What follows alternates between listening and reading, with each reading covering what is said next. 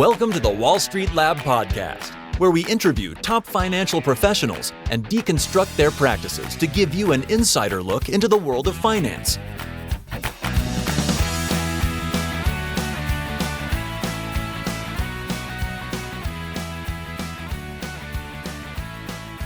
Hello and welcome to another episode of the Wall Street Lab podcast. Today we have for you Howie Lee.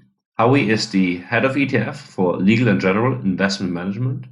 Prior to joining Legal & General, Howie was the CEO of Quant, an ETF platform acquired by Legal & General in 2017. Prior to that, Howie trained and worked at Simmons & Simmons in London, advising the hedge fund industry. Legal & General is with over $1 trillion among 20 largest asset managers in the world.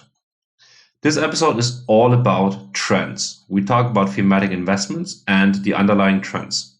Howie leads us exactly through the thematic investment process Legal & General makes, with examples like changes in e-commerce. We also talk about 3 big changes in the asset management industry: quantitative analysis, digitalization, and regulation. If you like this episode, please leave us a 5-star review on Apple Podcasts or wherever you get your podcast from. And now, with further ado, our interview with Howie Lee. Howie, it's a pleasure to have you on the Wall Street Lab podcast. Welcome to the show. Well, thank you, Andreas, for having me.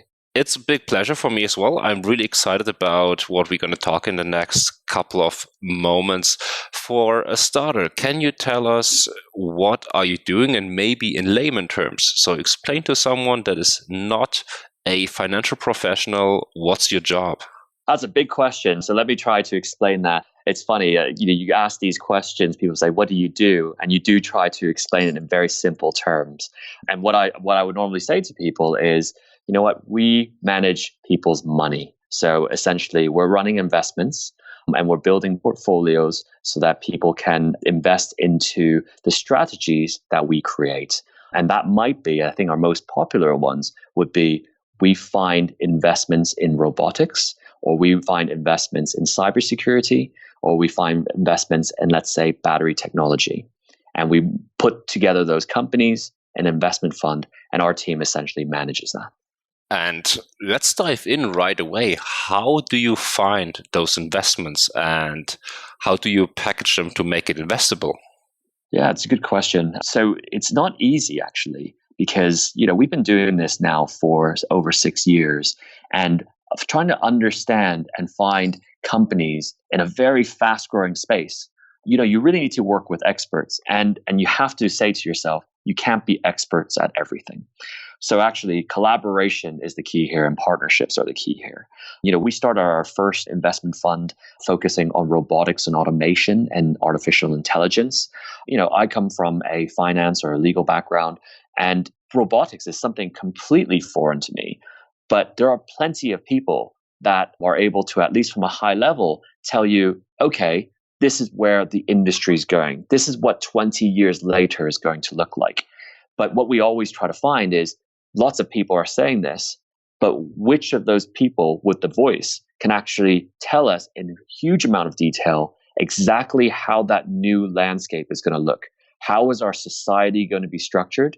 And how are those technologies going to contribute to all the different businesses and industries, so that we can essentially map out the future roadmap for industries using robotics, automation, and artificial intelligence. And that's really what's important in having the information and company data to handpick the companies for the portfolio. So basically, for every portfolio, you use the expert advisor group, and then you pick each portfolio. Now, you're the head of ETF, right? Is this also done in the ETF business, or is this more in a big institution comes to you, please manage my money? So there are thematic investment funds in the wider asset management industry. Thematic investing is not exclusive to ETFs. Everything I described there could have been done in an ETF or a fund. But what's fascinating for us, of course, is the asset management industry over the last 10 years is continuing to embrace the usage of ETFs. And ETFs really are traditional investment funds, but they just happen to be listed on a stock exchange. So it's very simple for investors to buy. If you can buy a share of Simmons as a company, a corporate stock, you can buy an ETF in the same way. And that's really important because some people in the industry would say ETFs essentially represents a digitalization of the traditional fund model. That's exactly one good term, digitalization of the old fund model. There's a huge uptick. I don't think we have to discuss that, but what kind of trends do you see there? Because it sounds to me like the process you do to find thematic investing are very complex. They're a lot of work. Why not just build them into an active fund, but make them available in passive? Yeah, you're asking me a question around active versus passive. And, this is a debate that's been going on in the industry for quite a number of years. But I think what I find very fascinating is, the asset management industry, including the firm that I work for, we're not saying that it's one or the other. In fact, the opportunities can sometimes be bridged in the middle. And by explaining our investment process, quite often investors will say to us, you're an ETF, which generally we associate with passive. But I've just heard what your team does in creating an investment portfolio for, let's say, cybersecurity or our e-commerce logistics product, but you're handpicking these companies with experts. That sounds like active to us. It's active research. And I think the difference here is, yes, we're taking active steps in identifying investment opportunities. But what we're doing with those, by taking those active steps and identifying those opportunities, is then putting it into a rules-based kind of methodology so that it's completely transparent for investors. You can see and understand exactly what it's going to do. And once it's basically been designed and built, it can continue to, dynamically run itself and include new companies that enter into the landscape, but also remove companies that have been acquired under mergers and acquisitions, or it could be removed, let's say, that no longer is part of that kind of high growth universe. I suppose the difference here is what we're not doing is trying to pick a winner and say, you know what, that's the company that's going to make it big and it's going to be the eventual winner. For a lot of these industries, it's just too early. I'll take cybersecurity, for example. Cybersecurity companies are trying to solve for different threats or different cybersecurity issues, whether it's malware or email encryption or kind of some brute force way of entering into a network. Companies generally focus on one thing, and you can't have at the moment one company that services every single cybersecurity threat. So that's why building a global and diversified portfolio in order to attract that theme is extremely important. We don't feel at the moment that it makes sense to try to pick that winner. It makes more sense to essentially capture the known growth for that particular theme. And if you said sometimes companies get out of the portfolio, sometimes they get in. Is this then also once the expert established the rule set that they are then handpicked in and out based on the rules and it's like runs more or less automatically? Or do you have a quarterly review by experts? What are the companies that should be in the portfolio? Okay, so that's a great question. What I'll do is give you another example. So I mentioned e-commerce logistics earlier, and we work with some experts called Transport Intelligence to identify, what is actually changing as it relates to e-commerce. And when you want to invest in e-commerce, it's not about choosing companies that essentially sell clothing or some sort of item on the shops, because pretty much every store you come across now has an online presence and the ability to buy something over the internet. But the change in consumer behavior, for example, not going into the shop, but ordering it online on your phone and pressing a button, that's actually changing the way that things are being delivered to you and the distribution model. And that's really about the logistics and the disruption to the logistics industry, so that it needs to catch up to how the future of commerce is going to look like. And that's basically having goods delivered to your office or to your home. More importantly, within the next day or so. People's kind of appetite and patience is much more reduced. You push a button, they want that item in the house the next day. And so what that means is you need to identify what's being disrupted. So if you look at the logistics industry, you used to have a pretty simple model where a manufacturer would distribute it and send a big crate of goods into a warehouse. It sits in that warehouse until someone puts an order through. That order goes to, let's say, to a department store, and it goes to that department store maybe once a week, maybe once a month. And that's pretty simple from a logistics point of view. Now imagine whether it's you, me, or our families pushing buttons on a phone or the internet, and they need that, computer or toothpaste or, batteries in their home the next day. That still goes from the manufacturer to the warehouse. But all of a sudden, that warehouse has a lot more things to do because it's not just sending it once a week to a department store. It's sending every single day in smaller boxes to different parts of the country, different streets. And that really requires a much more digital model. And that requires a lot more change in how goods are essentially packaged and sent to the end consumer. And so what we've done here with Transport Intelligence is highlight the disruption here is in warehouses. So warehousing is where you need to invest. That's where you hear Amazon gets a lot of publicity around it, lots of warehouses. The other one is around fulfillment, i.e. going through a line of packaging goods and putting into a box. That's called fulfillment. So let's identify companies which are active in that. And then the last part is last mile delivery. The boxes are packed. It now needs to be put into a van, optimized so that that van travels the least distance as possible, carrying as much goods as possible in order to deliver it to that home the next day. So we've actually had to work on breaking down that universe to warehouse, fulfillment, and last mile delivery, and put together a portfolio that purely focuses on this, because that's what's being disrupted. That's what e-commerce is about. And for us, that's how you put companies into a portfolio. That's a very interesting way to break down. I like how you break down the delivery chain from what is the obvious change in the world to what does it mean for the business? What does it mean for the markets? How do you come up with those trends? So I get that once you identify a big trend like e-commerce, changes in e-commerce, you say, okay, let's work with a company that can break down, or like with a special advisor or expert that can break down each and every single step from how the world was before digitalization to how it is now, from a online shop to my door. But how do you come up with those trends?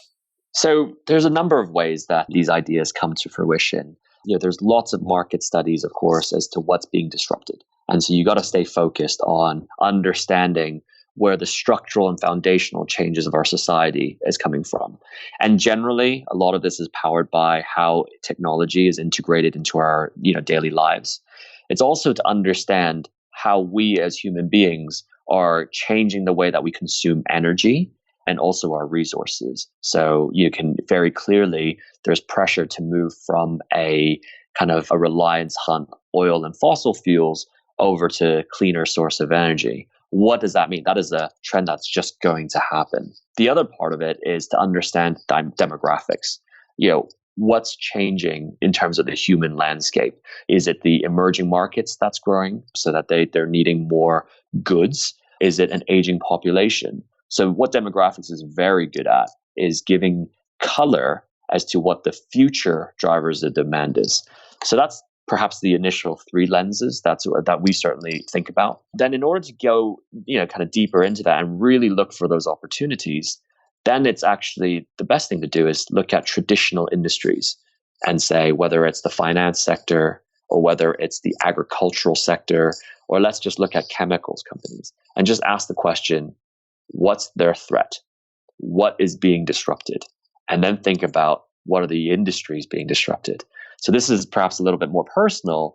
I sometimes spend time on crowdfunding websites or, looking at private equity magazines just to understand, first of all, where those innovative ideas are coming from, not just smaller companies, but entrepreneurs, people with great ideas. Quite often, if you're not in that field, people have ideas for solutions for problems that you didn't even know existed, because we're not experts in those areas. So, that's where you learn and get kind of, you get a feed from that. And then once you start to link into, well, okay, well, that's happening over there, connected with something that's happening on the other side, this is going to spell a big amount of change for a traditional industry. And so you see disruption in every single sector now, whether it's, like I said, the financial industry, whether it's e-commerce, whether it's energy. That's really how to think about it. And sometimes, you know what, clients also are a good way to, our investors are a good way for it, because we often get phone calls and say, hey, do you guys have, such and such an investment? And then you always like to ask the question, not at the moment, but why do you ask? Where's your thinking? And then you start to work through that with them. And then if you're getting more than one call and you get 5 calls and 10 calls, and normally people ask for different things, but then when you ask their reasoning, the background of it actually is quite joined up. That's when you know you've got something to work with. Super interesting. So you look at the real world and try to find how it impacts the world in the future, and then you're looking for experts to really dig deeper into whatever you see in the real world. Exactly. But it's got to be investable as well, right? So I mentioned that I get a lot of ideas personally just looking at crowdfunding websites and private equity magazines. But, some of these opportunities might actually be in private investments for the time being. So i.e., because they're not listed, they haven't IPO'd yet. Generally, the companies are on a much less mature phase. And so they might not be investable, and you might not be able to put it into a fund portfolio. But it's still worth keeping an eye on it and see when that landscape eventually matures or actually perhaps joins up with another area. I suppose what's really important is to understand how everything connects. And finding experts is one thing, but making sure that this is investable, but more importantly, a high growth investment long-term opportunity, is to see the landscape and understand from multiple sources that this is really a long-term multi-year growth theme. And when we talk about high growth, we're talking about industries which are on a compound annual growth basis, double digits every year. So more than 10% every single year for the next 10, 15, 20 years. Those are the opportunities we like to focus on. Do you see specific countries or regions that are far ahead in maybe most of these trends? Or do you think those trends are all over the place? So we had one guest on, he was saying that he could identify, and he's an angel investor, so he could identify in certain places are certain types of industry very common, e.g. Israel with cybersecurity, China with artificial intelligence. Do you also see that?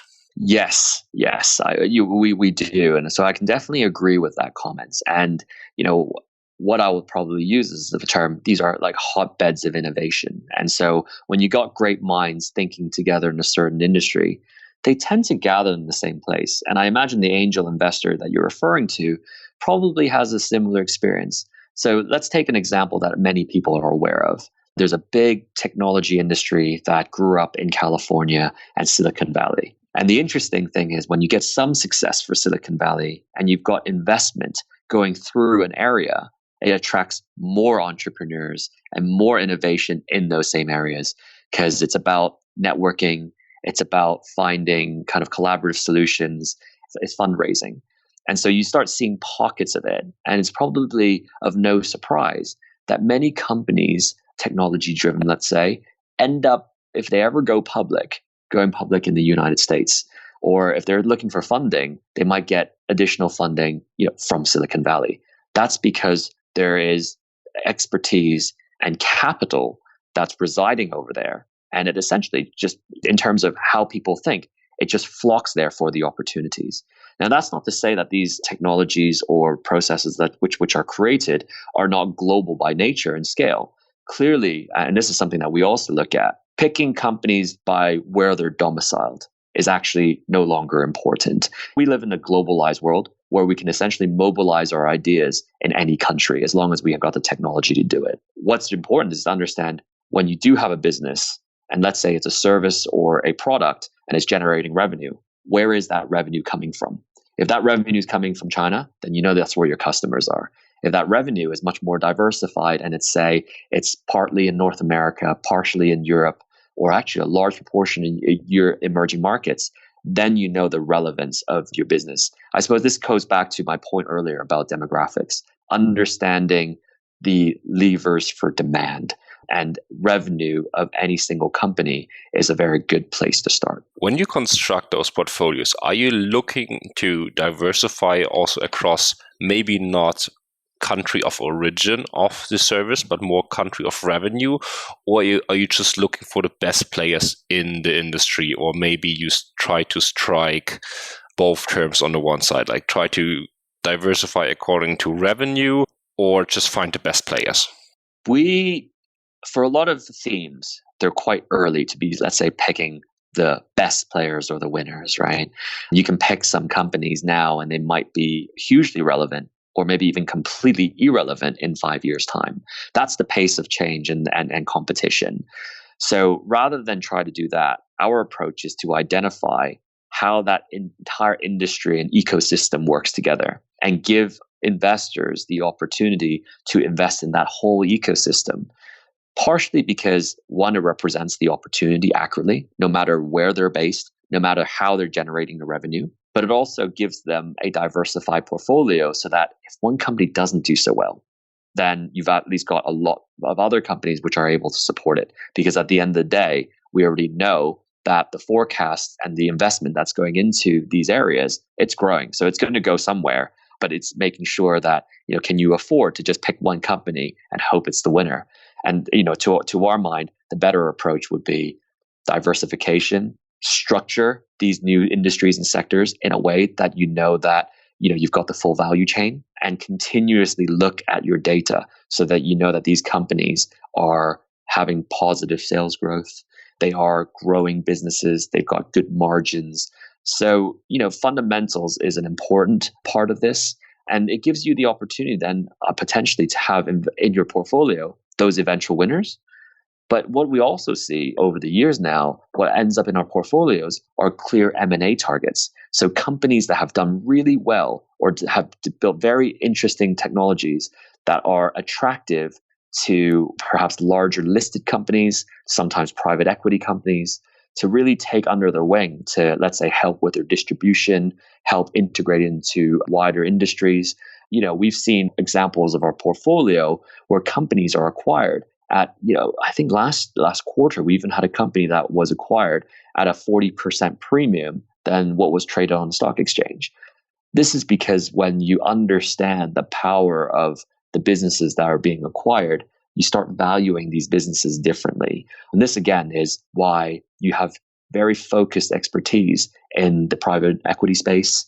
And that's extremely important because people then are able to value appropriately rather than think, oh yeah, that's just a traditional agriculture company or a traditional tech company, so I'll just put those standard valuations on it. It's getting so much more focused. And I think that's where really our future industries are going. Does that mean that often in your portfolios you have a strong bias towards small cap companies because they're closest to private equity, but then on the other side, maybe you have companies that go public with valuations way beyond any small cap or mid cap companies now with the boom in private equity. But do you see any particular bias towards small, large, mid cap within your trends? Often, yes. And that's mainly because purposely trying to find small mid caps only. That's not the strategy. Our approach is to capture the entire universe, the entire ecosystem. And if that ecosystem naturally, because it's early in its growth phase, it tends to be the pure ones, smaller companies, medium cap companies, then we'll be investing in them. That's how it approaches. But, again, we've got a couple of themes where they're actually being, in terms of the listed investments, they tend to be more large cap in nature. Then we'll represent that as well. We're not trying to bias one way or the other. What we're trying to do is capture a pure opportunity, sometimes with reference to revenue.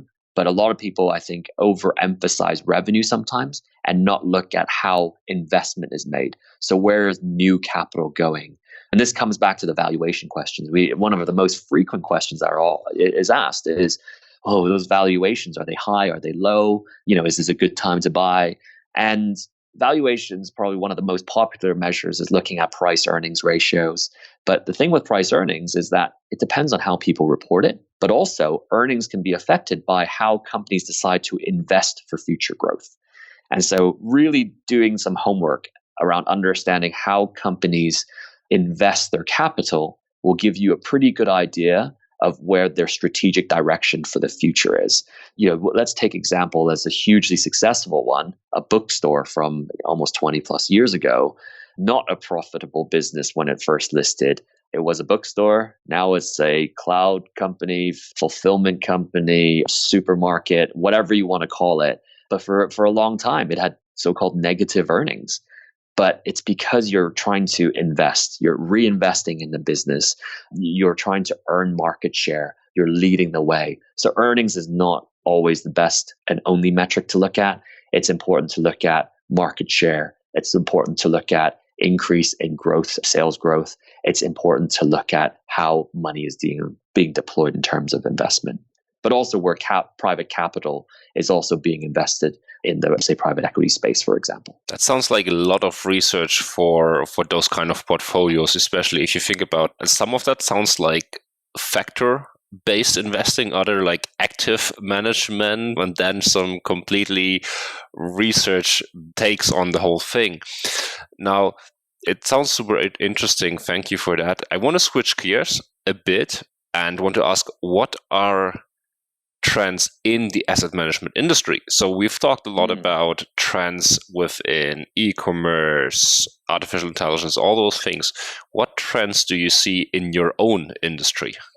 Yeah, sure. Perhaps I'll try to group them into a few areas. Maybe I'll use a word quantitative as one.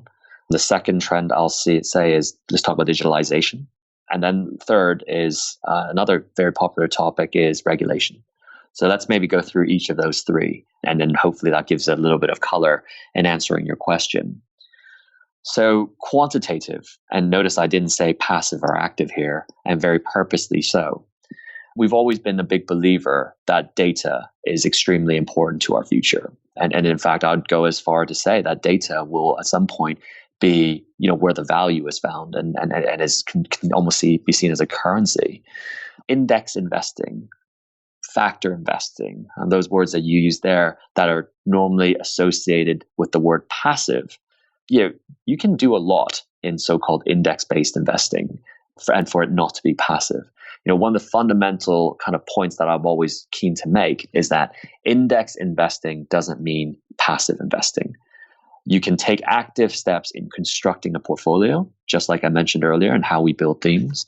You take active steps in engaging with companies so that when you invest in them, let's make sure those companies are doing the best that they can. A lot of this is caught up in what people call corporate governance or ESG, but make companies, just manage the risk and make sure that they're doing the best that they can. You can actively engage in that point. And of course, how you buy and sell your securities or investments is hugely important as well. And good index fund managers, don't just buy when they're told, sell when they're told, buy an index. You find the right and efficient times and understand the markets in order to add value for your clients. So that's what I'll say about that. But index investing is all based on information and data. And so that's very quantitative based. That's rules based. That's systematic. And that's where the growth of the so-called index investment is going, certainly for us at Legal and General Investment Management. But we also see on the active side, there's increasing interest in this. And you can sometimes see, and this is probably more helpful for your listeners, there's quantitative expertise that people are trying to recruit for. So you look at some graduate recruitment programs and see what kind of skills and expertise that your large asset management firms are recruiting for. There are data analysts or quantitative experts. Just think about that, or maybe even computer scientists. And you think, well, that's not your traditional kind of fund selector or your kind of researcher or analyst. This is now going down the tech field. How do we analyze data? And then how do we use that data to our advantage? And I think across the industry, data and quantitative approach of coming up with an investment thesis is becoming more and more important. Now, whether you decide to then use that information, data, and quantitative analysis to say systematically, we'll invest it in this completely rules-based way. That's perhaps more index. Or you take all the same information and say, I'm going to use that information to inform me as an active or discretionary fund manager to then base my decisions. That's where kind of quantitative, I think, is really changing the landscape of asset management. Now, the second point I mentioned is digitalization. And where we see that is distribution and how people buy and sell investments. We've heard kind of robo-advisors being more and more popular term. Investors like to use computers, like to use their phones, and actually want to see things for themselves and buy things for themselves. Now, that's a generational change. That's not the vast majority of investors now, but we know that that's where the movement is going. And that's going to be only increased and only going to be powered up. So we recognize that, then let's make sure that the asset management industry is able to connect with these type of investors where they want access to investments through digital means, rather than opening up a prospectus, looking through, basically hard copy files. I'm not saying most investors don't do that right now, but we're talking about a much more digital way of buying things. And the financial industry will probably benefit from that because we've seen digitalization work for other industries like retail, as I mentioned. E-commerce has changed the face of how people shop. And I imagine digitalization and increased use of digital technology is going to change the way that we interact with investors, but also how we show investors how we add value to their investments. So that would be the second bit. That's all really interesting and really helpful. You actually took away one of the questions that I usually ask people on the podcast. What skills would students, young professionals need to develop in order to land a job in this changing world? Yeah. Do you know what is interesting? I mean, personally, I really like to hear and observe what people do outside the asset management industry or outside the finance industry, because it kind of really informs you of, let's say, consumer behavior.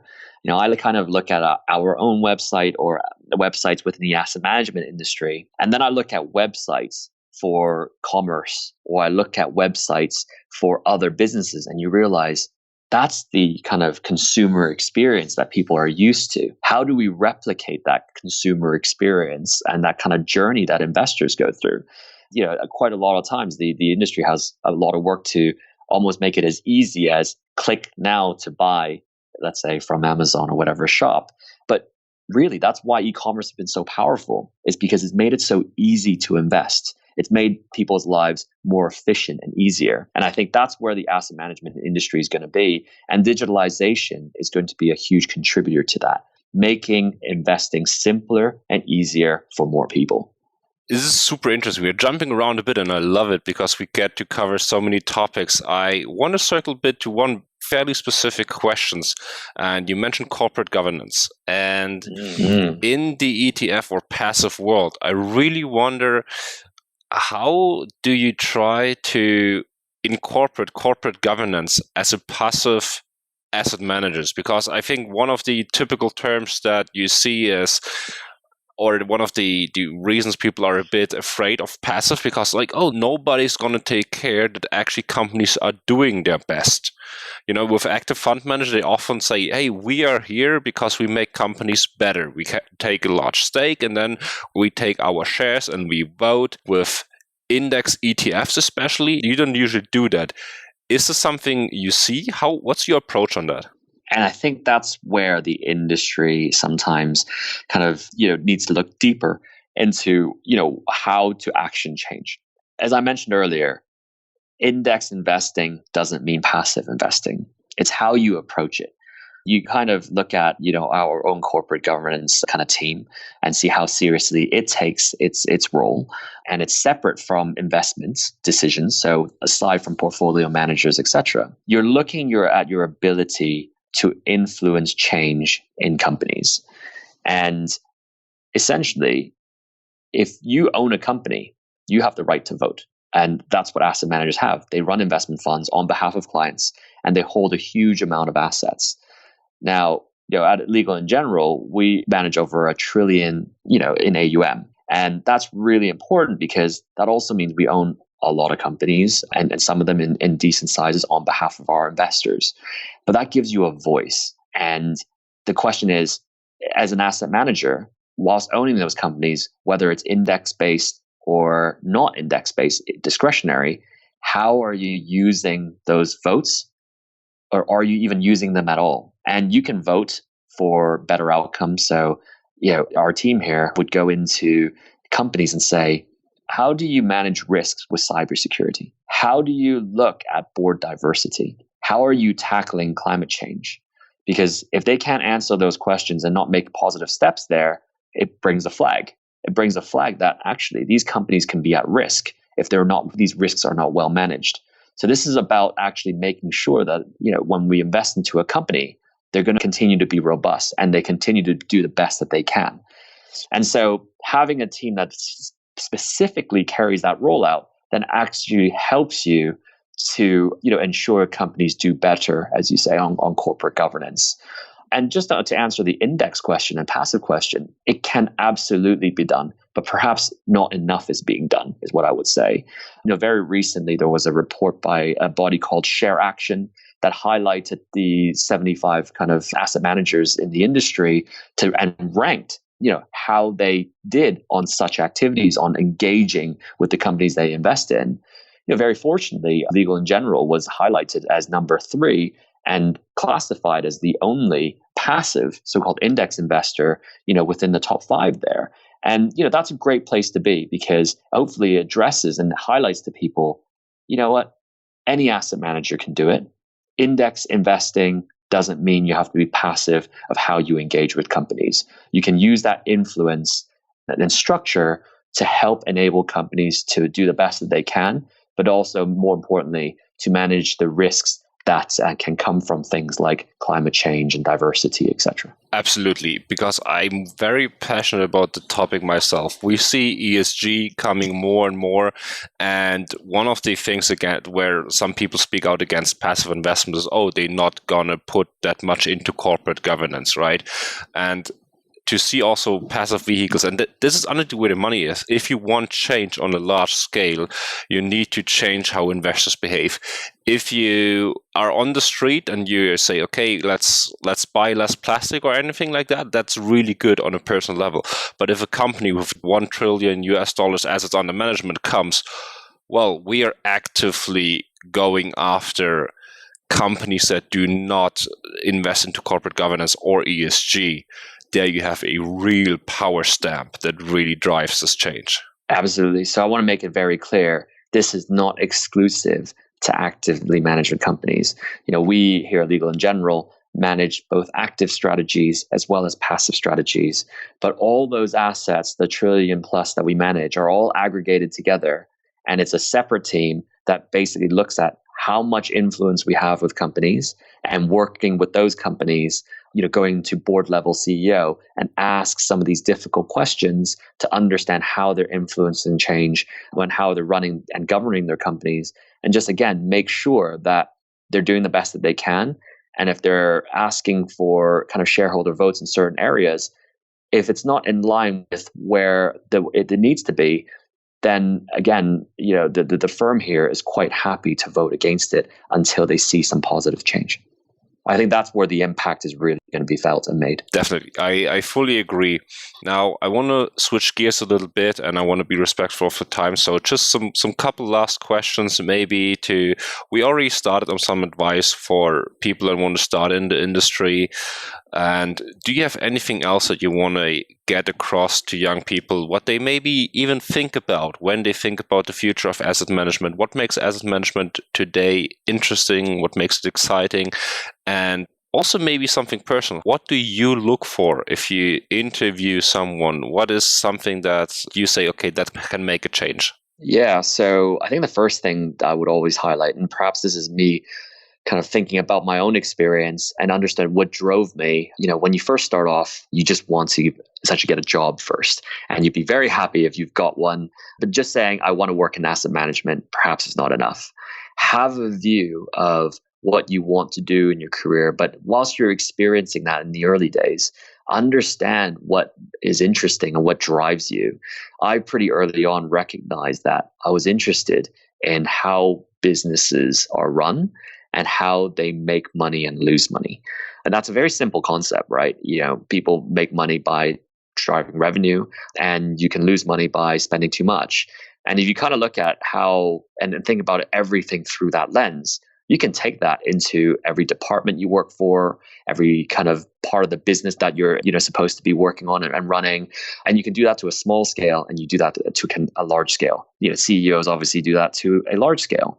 But you can do that even for your own kind of responsibilities. And I think as long as you have an eye on what drives the firm and where, I suppose, the future of innovation and potential disruption is going to come from, are there areas that actually a digital solution could be better? Or, if you have a finite amount of resources to hire people and invest in having people in the building, are they better, their expertise better serviced facing investors or clients or whatever that industry might be?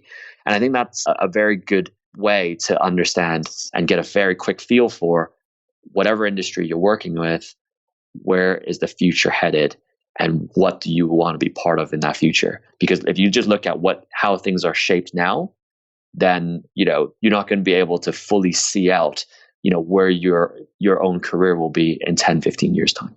But it also might not interest you in the same way. There are some really exciting, interesting things out there. It's basically learn to think on your own feet, right? Learn to think for yourself and not learn whatever is here already. Yeah, and learn, but also be inspired by other people's achievements, what they've done in other industries. Don't just think, I want to be in finance, so I'm only going to focus here. As I mentioned, I love going on crowdfunding websites, looking at these great ideas for solutions to problems I didn't know existed. One is inspirational, but two, it often gives you ideas of how to do your own tasks in a way that, using a phrase that's commonly used, outside the box. Perfect. Howie, thank you so much for your time. This was super interesting. I think I have an entirely new perspective on themes and trends across the world and how to think about. You certainly challenged my thinking, and I hope our listeners did too. Thank you so much for your time. You're welcome. It's so nice to touch base again, and I hope to speak to you soon. Thank you for listening to the Wall Street Lab podcast. For the show notes and much more, visit us at www.thewallstreetlab.com. To see what we're up to before anyone else, subscribe to our newsletter on our website and follow us on Facebook and Twitter.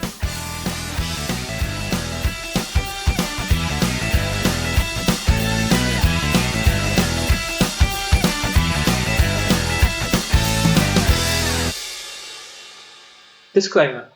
Information contained in this podcast constitutes the opinions of individuals and should not be treated as investment, tax, financial, or legal advice. We take no responsibility for the accuracy of any statements made in this podcast. This podcast is for informational and educational purposes only, and it does not contain an offer to sell or buy any sort of financial products, and should not be treated as advertisement for such. Any copying, distribution, or reproduction of this podcast without the prior permission of the creators of the podcast is strictly prohibited.